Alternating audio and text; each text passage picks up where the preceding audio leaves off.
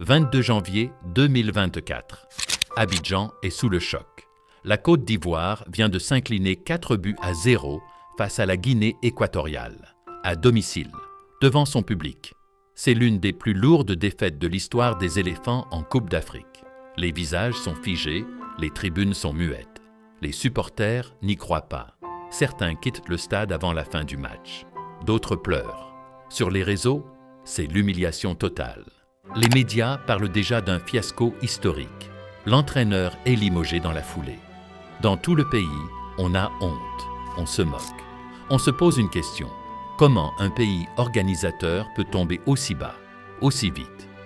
Mais ce que personne ne savait à ce moment-là, c'est que ce même groupe, humilié et au fond du trou, allait écrire l'une des plus grandes épopées de l'histoire du football africain. Une histoire de rédemption, de courage, de miracle. Voici le sacre ivoirien. Voici ce qui s'est réellement passé à la CAN 2023.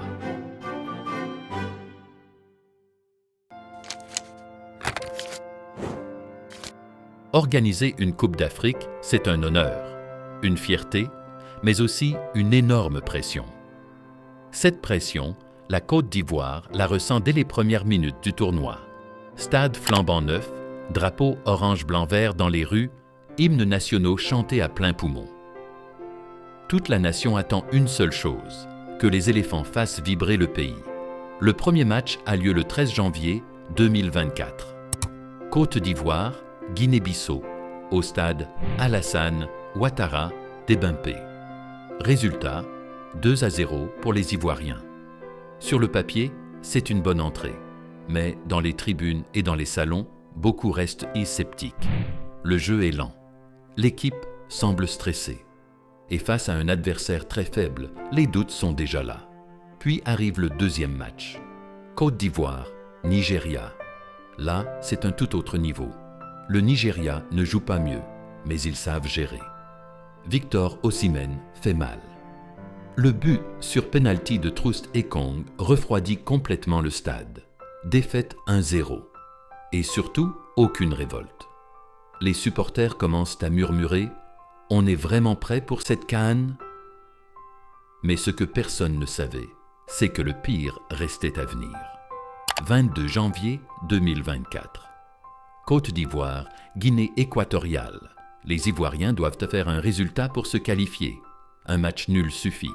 Mais dès le début, on sent quelque chose de bizarre. Les joueurs sont crispés, mal placés. Les Équato-Guinéens, eux, jouent sans complexe, libérés, détendus. Et là, c'est la claque, la déroute, le cauchemar. Un but, 2, 3, puis 4. 4-0, à domicile, devant tout le continent. Les visages des joueurs sont vides. Le public quitte le stade en silence. Certains pleurent, d'autres n'en reviennent pas. Le joueur s'effondre. C'est un effondrement total, mental et collectif. Une humiliation que personne n'avait imaginée. Dans la nuit, l'ambiance est électrique. Les réseaux sociaux explosent. Les mèmes, les critiques, les insultes. Le sélectionneur Jean-Louis Gasset est viré dans la foulée. Et dans tout le pays, une question tourne en boucle. Comment peut-on s'effondrer de cette façon, chez nous? La CAN semblait déjà terminée. Pour tout le monde, c'était fini. Mais l'histoire, elle, ne faisait que commencer.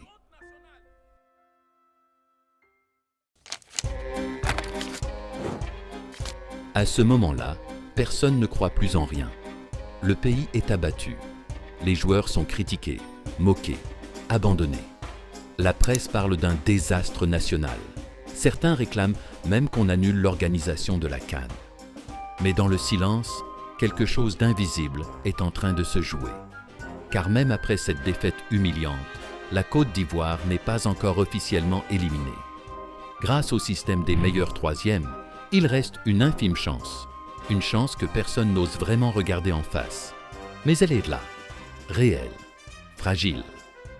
Une toute petite lumière au bout du tunnel. Il faut que certains résultats tournent en faveur des éléphants. Le pays tout entier retient son souffle. Ce ne sont même pas les Ivoiriens qui jouent, mais c'est comme si la nation vivait un match à distance, minute par minute. Le Ghana fait match nul. la Zambie est battue par le Maroc. Et puis, miracle, la Côte d'Ivoire est repêchée. Troisième du groupe A avec seulement 3 points et une différence de but négative. Mais c'est suffisant pour passer. Incroyable, inespéré, irréel. Dans les rues, on entend des klaxons, des cris, des chants. On est encore là. Le peuple recommence à y croire, un tout petit peu, comme une braise qui refuse de s'éteindre. Dans le vestiaire, c'est le choc. L'équipe est encore là. Ils ont une seconde chance, mais cette fois, plus rien ne sera comme avant. Jean-Louis Gasset a été remercié. C'est son adjoint, Emerse Faé, un ancien international ivoirien qui prend la relève. Discret, calme, intelligent. Il n'est pas là pour les caméras. Il est là pour une mission. Redonner une âme à ce groupe. Pas de miracle tactique, pas de discours hollywoodien, juste un retour aux bases. Vous avez une deuxième chance, ne la gâchez pas. Emerse Faé change le ton. Il recentre les joueurs, ramène de la solidarité. Fini les égos, les clans, les tensions. Il installe la vérité dans les regards, la responsabilité dans les cœurs. Et c'est là que tout change. Mentalement, collectivement, spirituellement. La Côte d'Ivoire est toujours en vie. Et désormais, elle a quelque chose que les autres n'ont plus. Plus rien à perdre. Et c'est parfois là que commencent les plus belles histoires.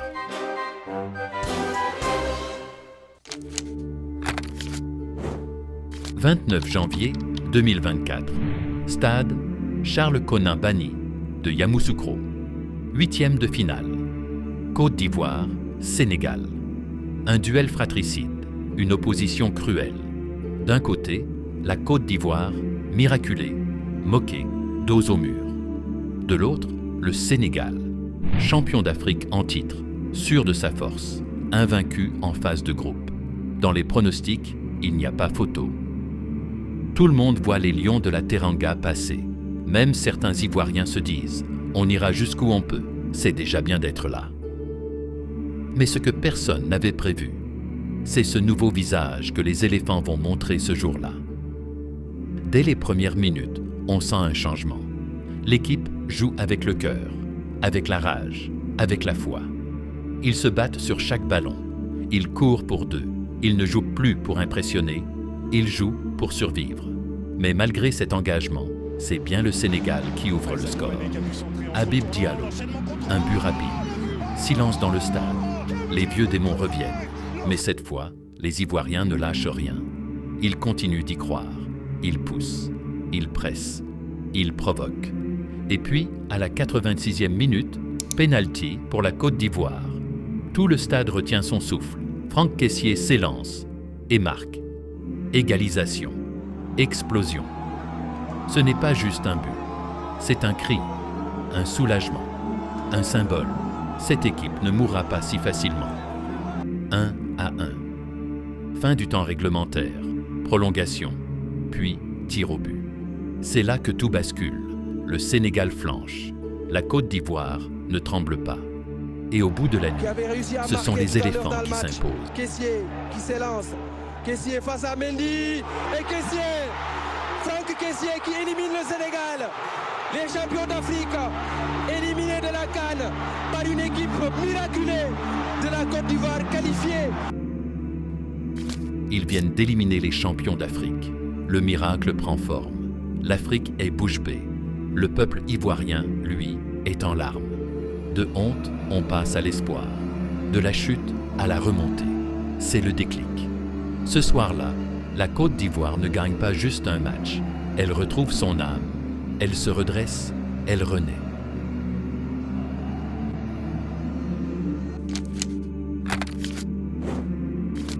« 3 février 2024.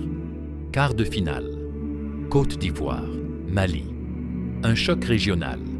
Un match sous tension. Les Aigles du Mali, impressionnants depuis le début de la compétition, sont favoris. La Côte d'Ivoire, elle, avance sur un fil. Mais avec une force nouvelle, celle des miraculés, des guerriers ressuscités. Le match débute et très vite, le ton est donné. Le Mali domine. Plus d'occasion, plus d'impact. Et surtout, à la 43e minute, carton rouge pour Odilon Kosunu. Les éléphants se retrouvent à 10. Encore une fois, le ciel semble leur tomber dessus. Puis, à la 71e minute, but du Mali. 1-0. Le stade retient son souffle. Est-ce que l'histoire va s'arrêter là? Est-ce que le miracle s'effondre? Mais non. Cette équipe-là, ce n'est plus celle du 22 janvier. C'est un autre groupe. Un groupe de résistants. Ils jouent à 10, mais ils donnent tout. Ils ne lâchent rien. Jamais. Et à la 90e minute, un coup franc. Le ballon est envoyé dans la surface. C'est Simon Adingra qui surgit. Il pousse le ballon au fond des filets. Égalisation. Le stade explose. Le peuple y croit à nouveau. Prolongation. Encore. Et cette fois, on joue la 122e minute. Dernière action du match. Adingra déborde, centre en retrait. Oumar Diakité surgit et marque. 2-1 pour la Côte d'Ivoire. But. Fin du match. Délivrance absolue. Mais même là, le scénario est fou. Diakité, dans sa célébration, retire son maillot. Deuxième carton jaune. Expulsé. Mais peu importe, le match est fini. La Côte d'Ivoire est en demi-finale. Et cette fois, personne ne parle de chance.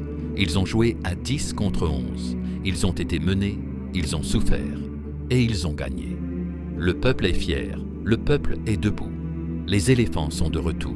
Et désormais, tout devient possible.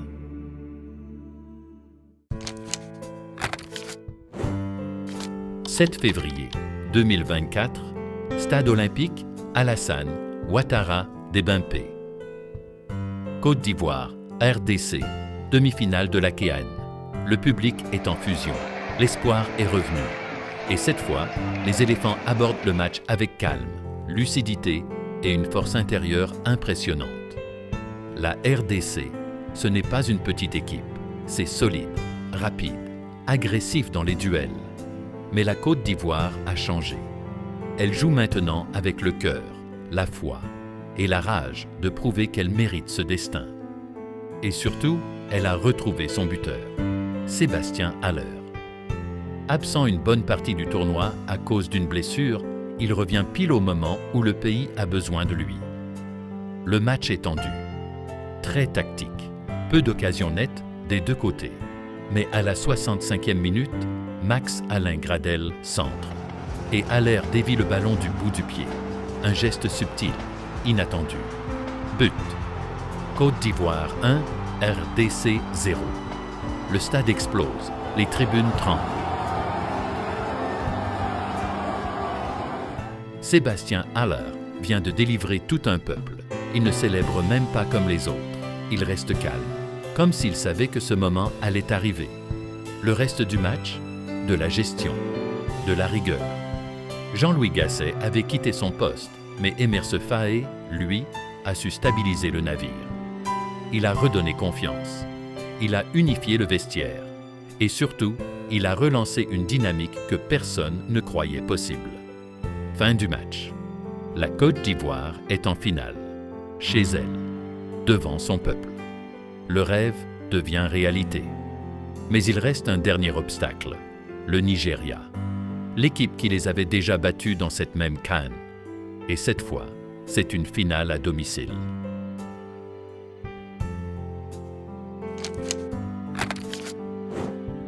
« 11 février 2024, Stade olympique, Alassane, Ouattara, Dembélé. 90 000 spectateurs, une marée orange. L'ambiance est électrique. La Côte d'Ivoire joue chez elle. Et ce soir, c'est bien plus qu'un match. C'est une revanche, une mission, un combat pour l'histoire. Car en face, il y a le Nigeria. Cette même équipe qui les a battus 1-0 en phase de poule. Ce Nigeria sûr de lui, bien organisé, qui rêve lui aussi de soulever ce trophée. Mais cette fois, la Côte d'Ivoire est différente. Elle a connu l'humiliation. Elle a vécu la peur. Elle a entendu les critiques, les moqueries, les « c'est fini pour eux ». Et elle a tout retourné. À ce moment précis, les Ivoiriens ne jouent pas à 11, ils jouent à des millions. Le match débute. Le Nigeria ouvre le score à la 38e minute. But de Troust Ekong. Silence dans le stade. Mais pas d'effondrement. Pas cette fois. Les éléphants relèvent la tête. Ils regardent vers l'avant. Deuxième mi-temps. 63e minute, Franck Kessié égalise. Explosion dans les gradins. 1-1. Le rêve continue. Puis vient ce moment magique. À la 81e minute, Sébastien Haller, encore lui. Un centre de Simon, une déviation subtile. But. 2-1 pour la Côte d'Ivoire.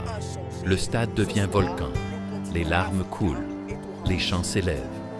L'histoire est en train de s'écrire. Et cette fois, rien ni personne ne pourra les arrêter. Coup de sifflet final. La Côte d'Ivoire est championne d'Afrique.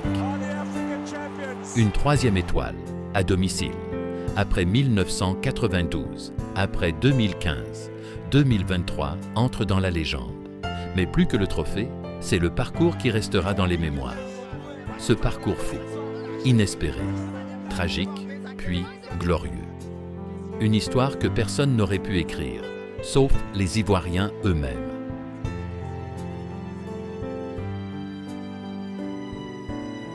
Ce n'était pas juste du football, c'était une leçon de vie, sur la résilience, le courage, la foi et l'unité. Sur le fait que même dans l'humiliation, la renaissance est possible. Que quand un peuple y croit ensemble, rien n'est impossible. Cette CAN 2023, c'est celle d'un miracle, d'un peuple uni, d'une nation debout. Et pour toujours, on se souviendra. Côte d'Ivoire, championne d'Afrique 2023, chez elle, pour elle, avec elle.